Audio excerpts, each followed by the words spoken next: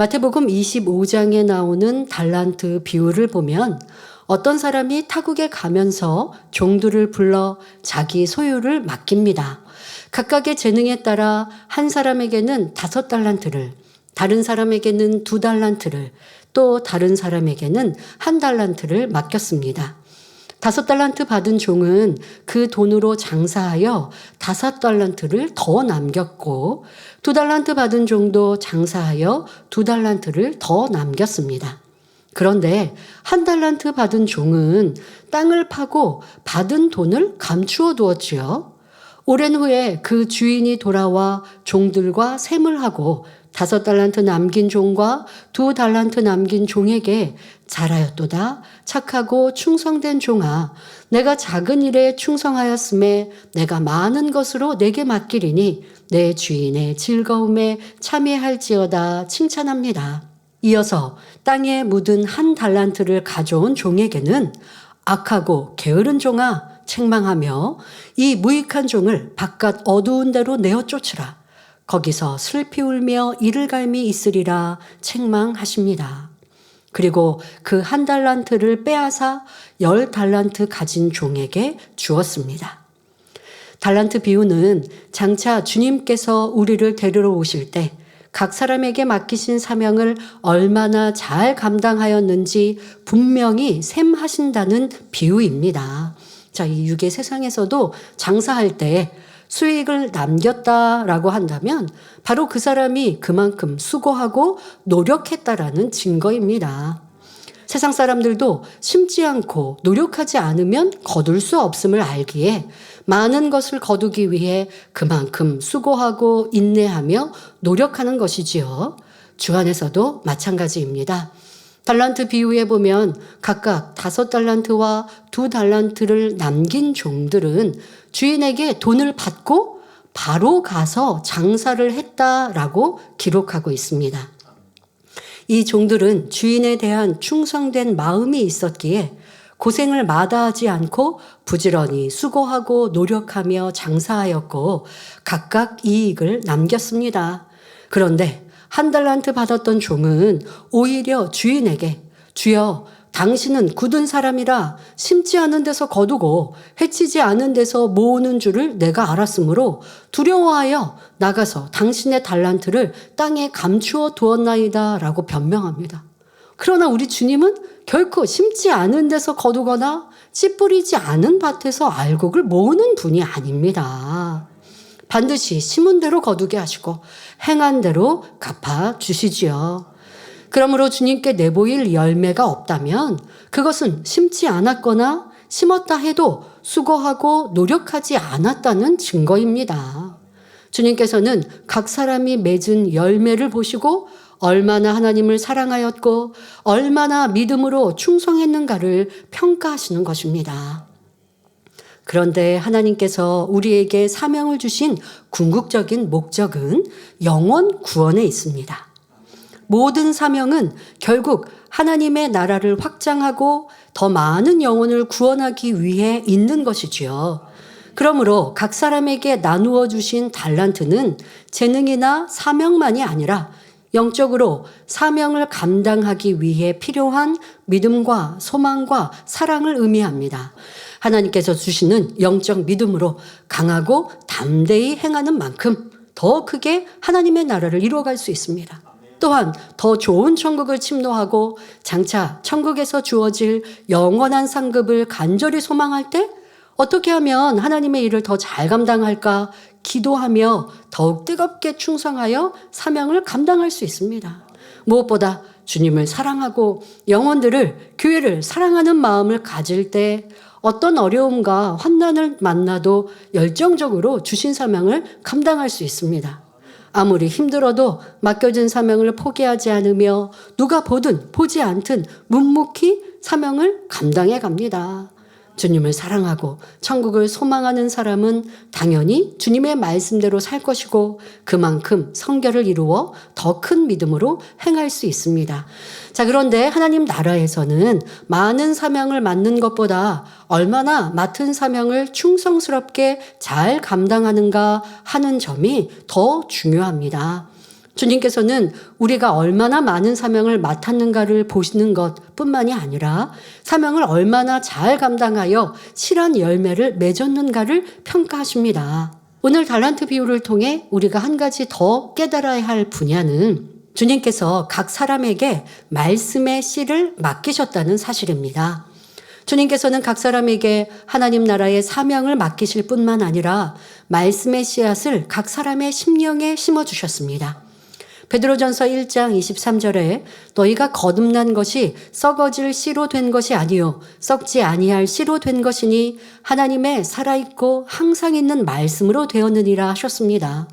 누구든지 예수 그리스도를 믿고 물과 성령으로 거듭나면 구원받고 하나님의 자녀가 됩니다.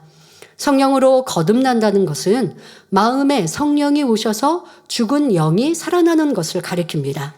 마음에 오신 성령은 우리의 죽은 영을 살리시고 보혜사로서 우리가 죄를 버리고 성결하도록 우리의 연약함을 도우십니다. 그런데 성령으로만 아니라 물로 거듭나야 합니다. 물은 영적으로 하나님의 말씀이며 썩지 않고 항상 살아있는 말씀으로 우리 영혼이 변화될 수 있고 진리인 하나님의 말씀으로 우리 안의 더러움을 씻어낼 수 있습니다. 또한 로마서 10장 17절에 믿음은 들음에서 나며 들음은 그리스도의 말씀으로 말미암았느니라 말씀하신 대로 생명의 말씀을 듣고 행할 때 우리의 믿음이 자라게 됩니다. 그러므로 물, 곧 하나님의 말씀으로 거듭난 사람은 성령의 도우심 가운데 그 말씀으로 장사하여 이윤을 남겨야 합니다. 각 사람이 주님께 사명을 받은 후 장사하여 이윤을 남겨야 하듯 말씀의 씨앗을 받은 사람은 이 씨앗을 마음밭에 심어서 싹을 내고 꽃을 피워 영의 열매를 맺어야 한다는 말씀이지요. 하나님의 말씀이 마음 안에 심어지고 열매를 맺기 위해서는 마음을 옥토로 개간하며 기도로 정성을 다해 가꾸는 과정이 필요합니다. 수고하며 노력하여 행하지 않는 사람은 하나님께서 아무리 많은 말씀의 씨를 주셔도 결코 영의 열매를 맺을 수 없습니다. 진리의 영적인 말씀을 들었으나 이 말씀을 가지고 마음을 영으로 일구지 않았다면 주님 앞에 보여드릴 열매가 없고 주님께 악하고 게으른 종이라 책망을 들을 수밖에 없습니다. 그러나 하나님께서 주신 말씀의 씨앗을 마음에 심고 성령의 도우심을 받아 정성으로 가꾼 사람은 영적인 사랑의 열매와 성령의 9가지 열매가 맺히고 팔복이 임하지요. 이처럼 하나님의 말씀으로 마음을 할례하여 마음을 영으로 일군 만큼 영의 열매를 풍성히 맺을 수 있습니다.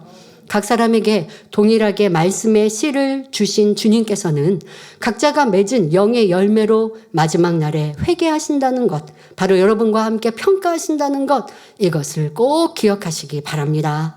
그러면 말씀의 씨를 마음에 심어 영의 열매를 맺는 영적인 과정과 방법은 무엇일까요? 바로 오늘 떡을 떼고 포도즙을 나누는 성찬 예식에 그 영적인 방법이 담겨 있습니다. 예수님께서는 마지막 유월절 만찬에서 제자들에게 떡을 나누시고 잔을 나누시면서 성찬식을 친히 제정하셨고 이를 기념하라 말씀하셨습니다. 본문 마태복음 26장 26절에 저희가 먹을 때에 예수께서 떡을 가지사 축복하시고 떼어 제자들을 주시며 가라사대 받아 먹으라 이것이 내 몸이니라 하셨지요. 예수님의 말씀과 같이 떡은 주님의 몸을 상징하고 예수님은 요한복음 1장 14절에 기록한 대로 말씀이 육신이 되어 이 땅에 오신 분이시기에 떡은 곧 하나님의 말씀을 의미합니다. 그러므로 성찬식에서 떡을 먹는 것은 예수님의 살을 먹는 것이요 성경 60권의 모든 말씀을 마음의 양식 삼는 것을 의미합니다. 그럴 때 점점 영혼이 잘 되고 영적 믿음이 성장해 가는 것입니다. 떡을 떼신 예수님께서는 제자들에게 잔을 나누셨습니다. 마태복음 26장 27절 28절에 또 잔을 가지사 살해하시고 저희에게 주시며 가라사대 너희가 다 이것을 마시라. 이것은 죄사함을 얻게 하려고 많은 사람을 위하여 흘리는 바 나의 피 곧 언약의 피니라 하셨습니다. 성찬식에서 마시는 포도즙은 많은 사람의 죄사함을 위해 흘리신 예수님의 피를 상징합니다. 그러면 예수님의 피를 마시는 영적인 의미는 무엇일까요? 요한일서 1장 7절에 저가 빛 가운데 계신 것 같이 우리도 빛 가운데 행하면 우리가 서로 사귐이 있고 그 아들 예수의 피가 우리를 모든 죄에서 깨끗하게 하실 것이요 하신 대로 우리가 빛 가운데 행하는 것이 예수님의 피를 마시는 것이며 빛 가운데 행하는 것은 빛이신 하나님의 말씀을 행하는 것입니다. 우리가 듣고 배운 하나님의 말씀을 믿음으로 열심히 행할 때 예수님의 피가 우리를 모든 죄에서 깨끗하게 하십니다. 이것이 바로 성찬식에서 마시는 포도즙에 담긴 영적 의미이며 예수님의 피를 마시는 영적 방법입니다. 그런데 하나님의 말씀과 함께 반드시 불같은 기도가 있어야 합니다. 디모데전서 4장 5절에 하나님의 말씀과 기도로 거룩하여 지민이라 하셨습니다. 하나님의 말씀과 함께 기도로 거룩해진다는 영적 의미는 기도를 통해 하나님의 말씀대로 행할 능력을 공급받기 때문입니다. 하나님을 간절히 찾고 불같이 기도할 때 성령으로 충만해집니다. 성령 충만을 받으면 능히 육체의 소욕을 제어하고 성령의 소욕을 좇아 하나님의 말씀을 행하고자 하는 마음이 강해집니다.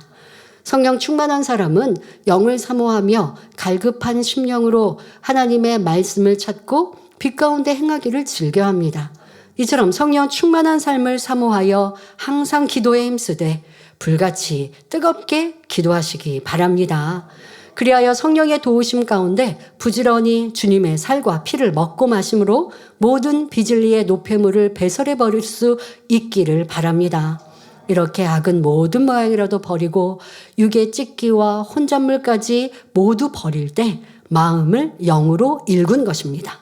나아가 모든 진리의 영양분을 섭취하여 항상 진리와 선의 생각을 하고 모든 말과 행실에 선의 향기를 바란다면 온영을 이룬 것이지요. 예수님의 살과 피를 상징하는 떡을 먹고 잔을 마시는 성찬식에는 이처럼 우리가 온영과 혼과 몸을 거룩하게 한다는 영적 의미가 담겨 있습니다. 우리가 온영의 차원에 이르면 삶의 온전한 영의 열매를 풍성히 맺을 수 있고 온영과 혼과 몸을 거룩히 보존하여 아름다운 주님의 신부로 신랑 되신 주님께서 다시 오실 때 그 품에 담대히 안길 수 있습니다. 우리 모든 성도님들은 성찬식의 영적 의미를 깨달아 아름다운 신부로 당당히 주님께서 베푸신 잔치에 참여할 수 있기를 기원합니다.